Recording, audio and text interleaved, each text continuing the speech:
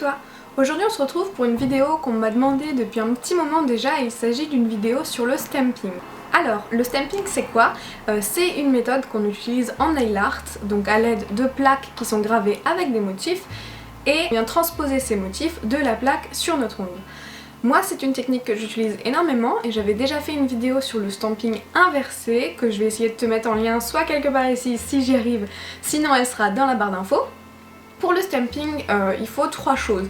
Il faut des plaques comme celle que j'ai là, il faut un tampon et il faut des vernis adaptés. Donc si on commence par parler des plaques, il y en a différentes, donc il y en a de différentes marques. Moi j'ai déjà testé les Moyu, toutes celles qu'on peut trouver sur Nejoli et sur AliExpress. J'ai aussi déjà testé les Bundle Monster et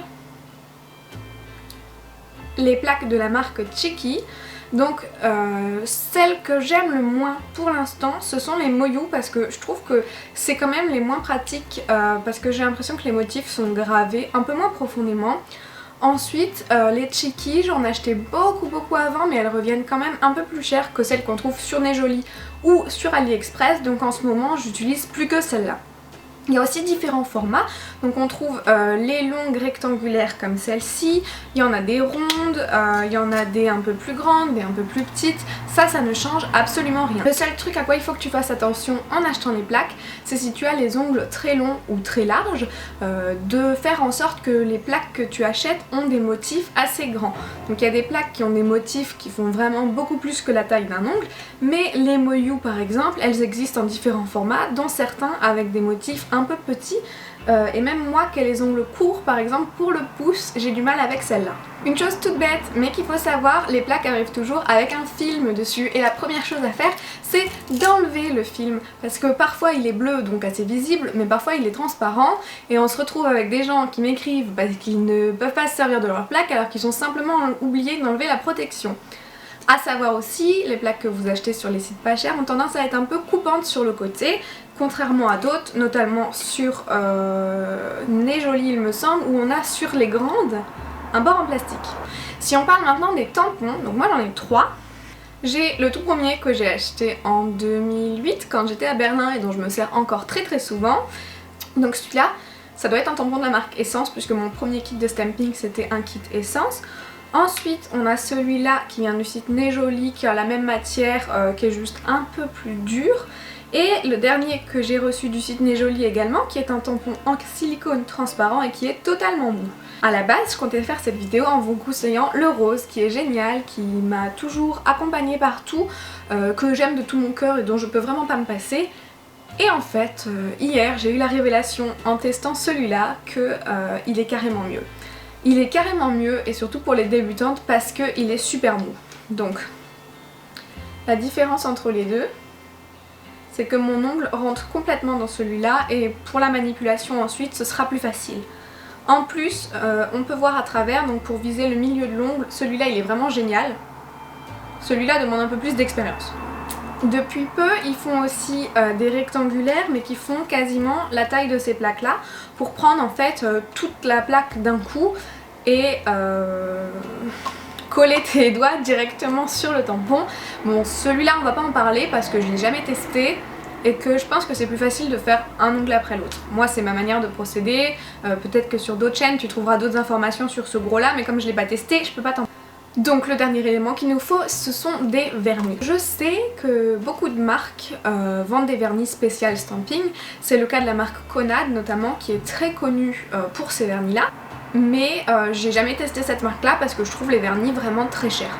Le seul vernis spécial stamping que j'ai testé c'est le noir et le blanc du site Nejoli et moi qui ne jurais que par les vernis normaux pour faire du stamping, j'avoue que le noir et le blanc c'est quand même pour moi un must-have parce que le blanc est complètement opaque en une couche et qu'on peut donc faire des motifs même sur des couleurs foncées. Le noir est également opaque directement donc quand on fait des motifs on a tendance parfois à perdre un peu l'opacité de la couleur, donc ce kit de noir et blanc là je te le conseillerais quand même.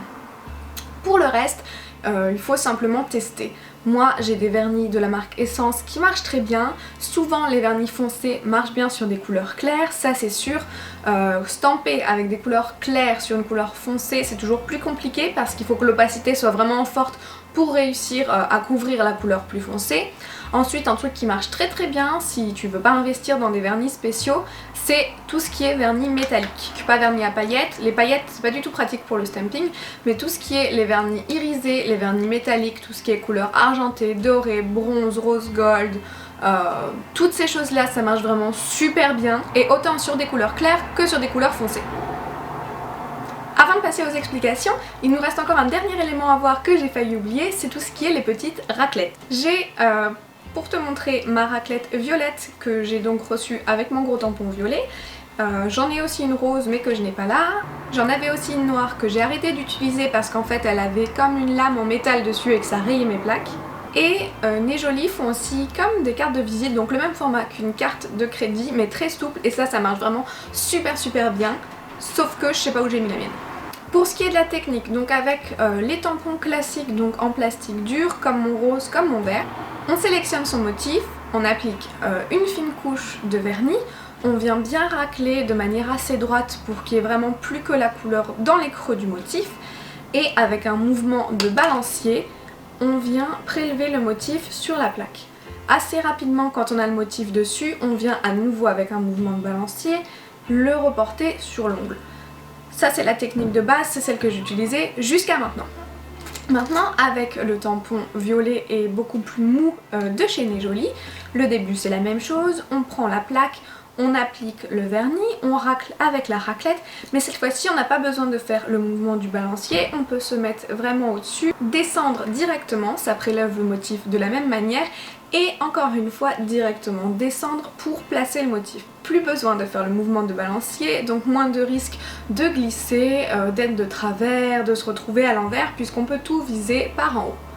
Ça c'est vraiment les explications de base, c'est pour ça que je n'avais pas fait de vidéo là-dessus parce que c'est vraiment super facile comme technique. Si toutefois tu devais avoir des problèmes et que tu n'arrivais toujours pas à stamper, il se peut que ton tampon soit trop neuf, auquel cas tu peux prendre un petit chiffon imbibé avec du dissolvant et bien le frotter dessus. Tu peux aussi sinon légèrement le limer avec une lime à ongles et parfois ça résout le problème. Sinon, peut-être que tu n'es pas assez rapide, peut-être que ton vernis n'est pas assez liquide, essaye en changeant de vernis, essaye en changeant de raclette, essaye en t'activant, en essayant de le faire le plus rapidement possible, juste pour voir si tu arrives à le prélever. De là, si tu n'y arrives pas, je sais pas quoi te dire. Si tu faisais partie des filles qui n'ont pas réussi jusqu'à maintenant, dis-moi si avec ces explications ça va mieux. Si tu n'y arrives toujours pas, n'hésite pas à m'envoyer un message, on va trouver la solution ensemble. Je suis sûre que tout le monde peut y arriver. Pour preuve, j'ai fait les mêmes explications à mon copain qui sait le faire. J'ai fait les mêmes explications au copain d'Amélie de la chaîne Little Greedy qui y arrive aussi. Donc franchement, si les mecs peuvent y arriver, je pense qu'on peut tout y arriver. Je te laisse sur les quelques images des ongles que j'ai fait hier à Amélie justement. Laisse-moi un commentaire pour me dire si ça t'a aidé ou si tu veux voir plus de vidéos nail art parce que c'est vrai qu'au final j'en fais pas beaucoup. Et moi je te dis à samedi prochain pour une nouvelle vidéo. Salut!